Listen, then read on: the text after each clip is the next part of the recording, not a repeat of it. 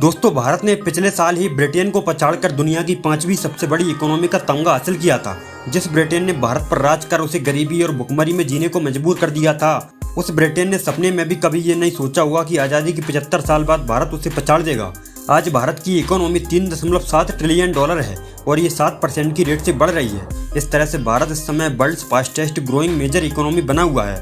भारत से आगे सिर्फ अमेरिका, चाइना, जापान और जर्मनी है। लेकिन एक तरफ जहां भारत की इकोनॉमी तेज रफ्तार से बढ़ रही है, तो वहीं दूसरी तरफ दुनिया के कई बड़े देश आर्थिक मंदी की चपेट में आने लगे हैं और इसकी शुरुआत यूरोप से हो चुकी है। दुनिया की चौथी सबसे बड़ी इकोनॉमी जर्मनी आर्थिक मंदी का शिकार होने वाला पहला देश बन गया है। अब सवाल ये है कि जर्मनी में मंदी आने से ग्लोबल इकोनॉमी पर क्या असर पड़ेगा, खासतौर पर भारत पर इसका क्या असर होगा, आइए जानते हैं।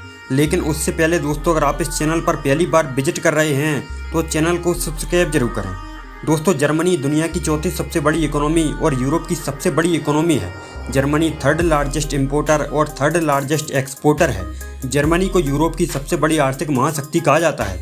कार से लेकर हैवी मशीनरी का सबसे बड़ा एक्सपोर्टर यह देश है। रूस और यूक्रेन के बीच युद्ध के चलते आर्थिक संकट से गुजर रहा है। दरअसल पूरा यूरोपियन यूनियन बढ़ती ऊर्जा कीमतों का सामना कर रहा है, जिससे लगातार 2 तिमाही से जर्मनी मंदी में बना हुआ है। 2022 की चौथी तिमाही में जर्मनी की जीडीपी में 0.5% की गिरावट दर्ज की गई थी। वहीं 2023 की पहली तिमाही में जर्मनी की जीडीपी 0.3% गिर गई है। पहली तिमाही में घरेलू खर्च में 1.2% की कमी आई है। सरकारी खर्च में भी 4.9% की गिरावट आई है। मंदी के झटके ने देश में महंगाई बढ़ा दी है। जरूरी सामानों की कीमतों में तेजी से उछाल देखने को मिल रहा है। पिछले 1 साल में जर्मनी में महंगाई 7.2% बढ़ गई है। जर्मनी की इकोनॉमी में गिरावट के पीछे एक बड़ा कारण रूस यूक्रेन का युद्ध है। दरअसल जर्मनी एक बहुत बड़ा इंडस्ट्रियल एरिया है और इस वक्त पूरे यूरोप में ईंधन संकट छाया हुआ है। बता दें कि पूरे यूरोप ने रूस से कच्चे तेलों और खाने पीने जैसी अन्य चीज़ों के आयात पर रोक लगा दी थी। इसी के चलते यूरोप में जर्मनी समेत अन्य देशों में महंगाई चरम पर पहुंच गई है। यूक्रेन यूरोप में बड़ी मात्रा में खाने पीने की चीज़ें बेचता था, लेकिन युद्ध के चलते वहाँ की इकोनॉमी भी चरमरा गई है। यूक्रेन यूरोप में गेहूं का सबसे बड़ा एक्सपोर्टर था, लेकिन युद्ध के चलते यह सब भी समाप्त हो चुका है। अमेरिका, चाइना और जापान के बाद जर्मनी दुनिया की चौथी सबसे बड़ी इकोनॉमी है, यानी कि जर्मनी ग्लोबल इकोनॉमी का अहम स्तंभ है। ऐसे में यदि जर्मनी को आर्थिक रूप से झटका लगता है तो इसका असर पूरी दुनिया पर देखने को मिलेगा। जर्मनी के मंदी में आने के बाद यूरोप के कई और देशों में भी मंदी आने का खतरा मंडराने लगा है। चलिए दोस्तों, अब बात करते हैं कि क्या जर्मनी में आई मंदी का भारत पर भी असर पड़ेगा।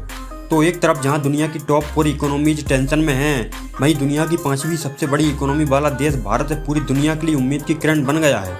वर्ल्ड ऑफ स्टैटिस्टिक्स की एक रिपोर्ट के मुताबिक इंडियन इकोनॉमी पर मंदी का खतरा 0% है। हालांकि IMF ने देश की GDP ग्रोथ रेट को करीब 6% कर दिया है, लेकिन दूसरे देशों की तुलना में भारत कहीं अधिक बेहतर स्थिति में है। अगले वर्ष भी भारत में ग्रोथ रेट चीन समेत कई देशों से बेहतर रहने का अनुमान लगाया गया है। जून महीने में रिकॉर्ड तोड़ GST कलेक्शन हुआ है।